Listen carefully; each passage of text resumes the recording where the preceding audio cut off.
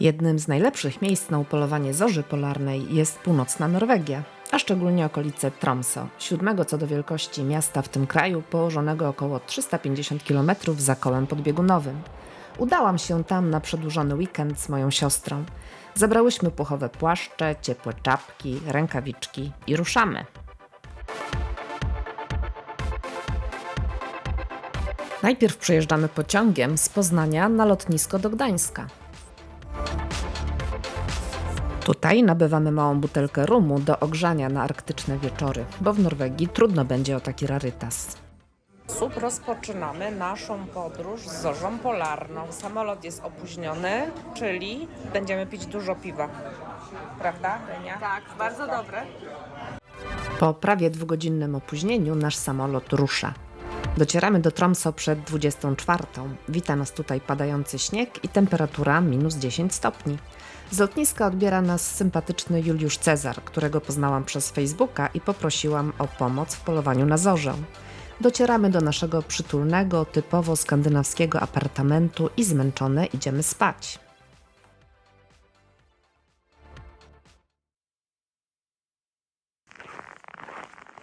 Rano ruszamy w miasto. Klimat Tromsø nie jest tak bardzo surowy, jakby to się mogło wydawać. Ogrzewa go ciepły prąd północnoatlantycki, a więc temperatura rzadko spada tutaj poniżej minus 10 stopni, wody oceaniczne nie zamarzają, a tutejszy port może funkcjonować cały rok.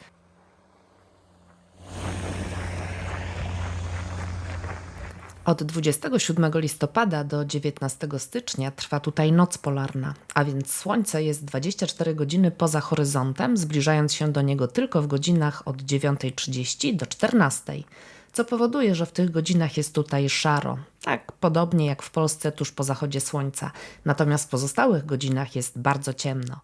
My przyjechałyśmy tutaj 20 stycznia, a więc w pierwszy dzień, kiedy słońce pojawia się na chwilę na horyzoncie i dzień zaczyna się wydłużać.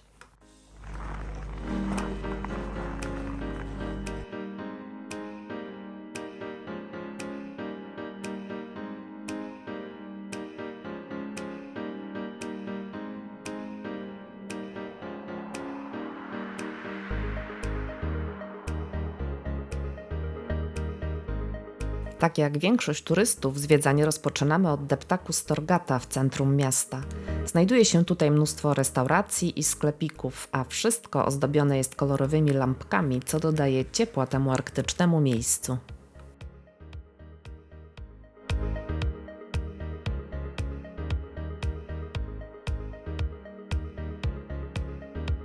Obowiązkowy punkt programu to odwiedzenie sklepu z gadżetami norweskimi. Moim zdaniem w Norwegii można kupić najlepsze pamiątki z podróży, ponieważ są praktyczne i mają dobrą jakość.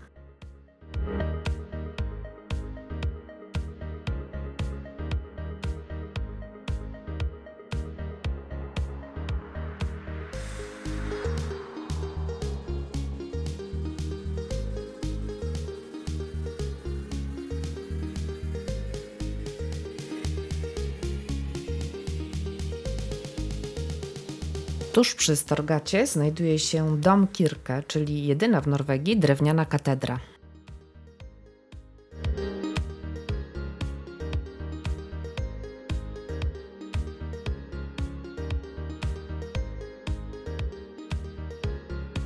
Bardzo charakterystycznym, przyciągającym wzrok budynkiem jest nowoczesny gmach biblioteki.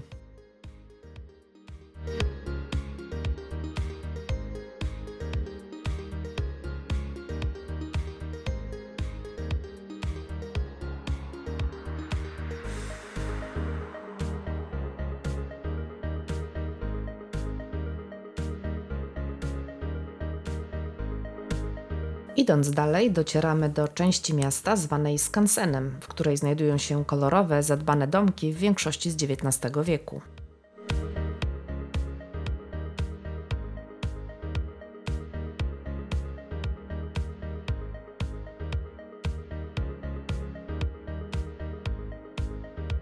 Tuż obok znajduje się Polarmuseet, czyli Muzeum Polarne, przedstawiające historię regionu, polowań na lisy polarne, foki i niedźwiedzie oraz informacje na temat polarnych wypraw Fridtjofa Nansena i Roalda Amundsena.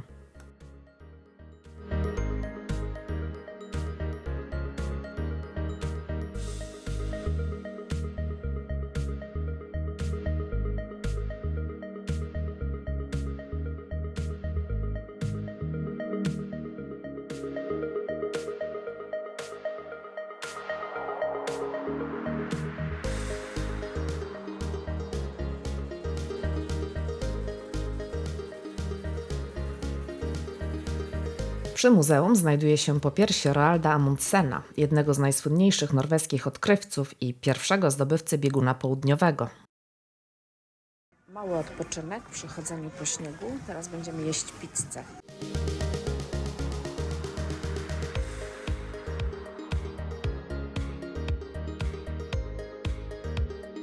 Jest godzina 19. Czekamy tutaj na naszego kierowcę, który nas zabierze i jedziemy szukać zorzy polarnej. Ciepło? Tak, bardzo. Bardzo ciepło. Widać, że jesteś lekko ubrana. Tak.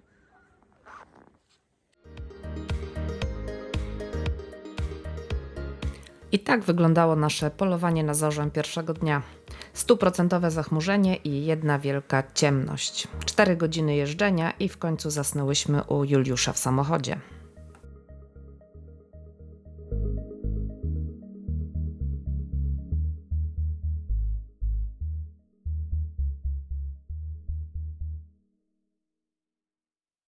Dzisiaj z samego rana idziemy po raz kolejny na eksplorowanie Tromsø. Tym razem dojdziemy do Polarii, a potem na kolejkę linową, żeby widzieć Tromsø z góry. Po raz kolejny mamy -6. Ale jesteśmy ciepło ubrane, więc gorąco.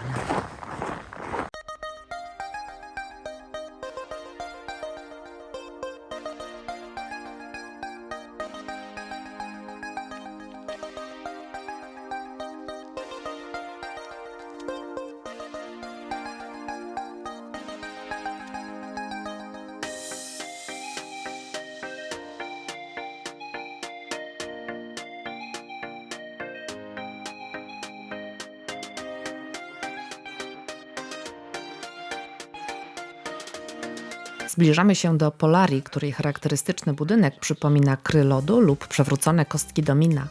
To miejsce bardzo nam się podoba. Jest to muzeum i akwarium poświęcone obszarom polarnym. Można tu zobaczyć liczne gatunki zwierząt żyjących w wodach arktycznych oraz duże fokarium.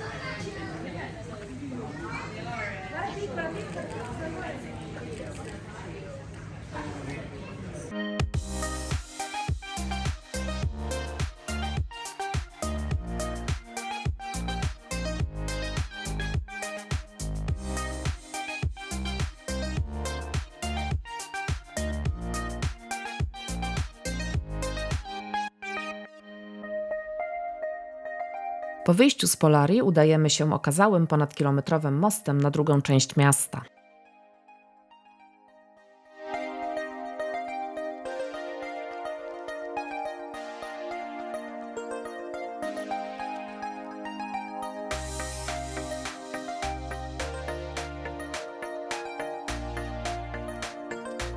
Zbliżamy się do chyba najbardziej charakterystycznego budynku Tromsø, czyli Katedry Arktycznej.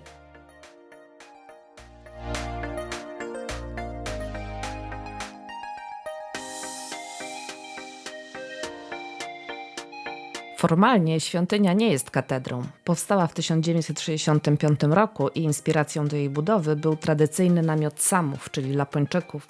Jej fasada przypomina sopel lodu, a jedną ze ścian zdobią kolorowe witraże.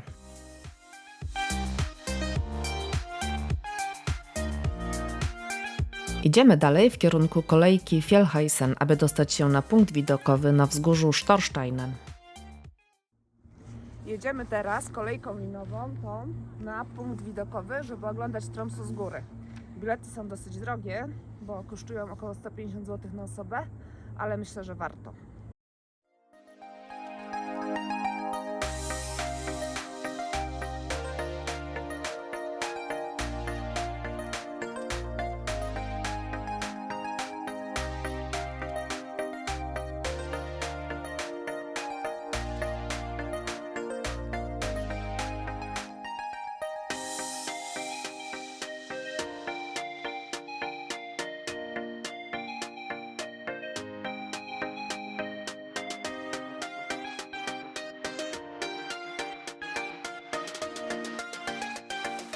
Let us proceed with the first song.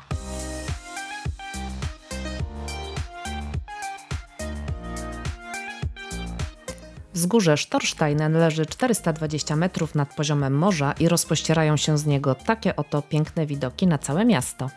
Rozpoczynają się tutaj liczne szlaki górskie i jest to także idealne miejsce na wypatrywanie zorzy polarnej.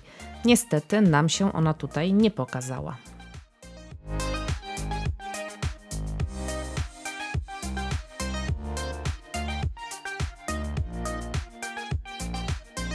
Po obejrzeniu miasta z góry udajemy się do restauracji, aby coś zjeść. Pozwoliłyśmy sobie na chyba najdroższe tiramisu na świecie. Jedna porcja kosztuje w przeliczeniu na złotówki ponad 40 zł. Musi być dobre, prawda? No musi być, no. Musi być. Po zjechaniu ze wzgórza dzwonię do Juliusza Cezara, aby umówić się na kolejne polowanie na zorze. Juliusz twierdzi, że zorzy dziś nie będzie, bo wszędzie są chmury. Jak to? Przecież my musimy jechać i koniec, będziemy szukać do rana. Juliusz w końcu ulega i zgadza się przyjechać po nas, ale wątpi, żebyśmy coś zobaczyli. Nawet jak dzisiaj nie będzie zorzy, to będziemy się świetnie bawić. Jesteśmy zaopatrzone w rum Bacardi z kolą mango. Także nawet jak jej nie będzie, to sobie ją świetnie wyobrazimy. No, Karolcia malujemy ma ją. cały tutaj plecak ze sobą. Ja, tragarz, mam wszystko. No i pojechaliśmy, tym razem na bardzo wesoło. Musimy upolować zorze.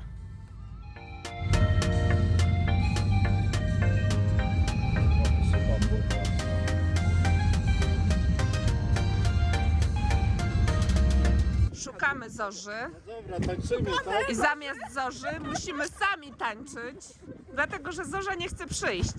Podobno jest nad nami mamy indeks KP 6, czyli bardzo wysoko, ale jest tak zachmurzone, że nic nie widać.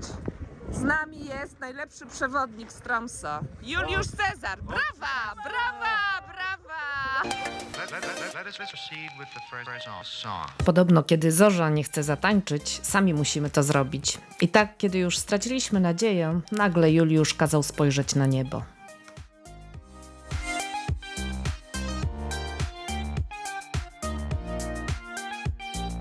I pokazała się, nieśmiało gdzieś między chmurami, gołym okiem niewyraźna, ale w aparacie piękna, seledynowa. Pojawieniu się zorzy towarzyszyły wielkie emocje.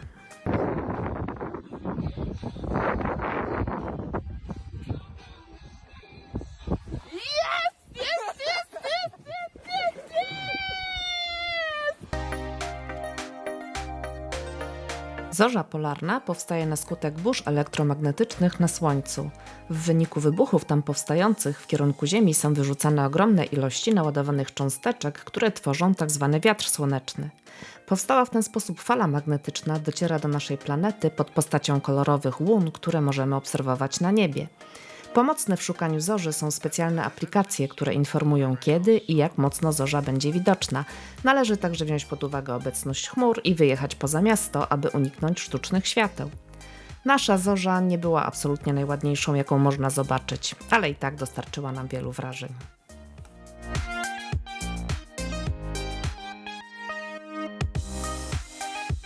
I tak po 3 nocach w Tromsø opuściłyśmy Norwegię z pewnym niedosytem, bo zorza nie była tak okazała, jak być może.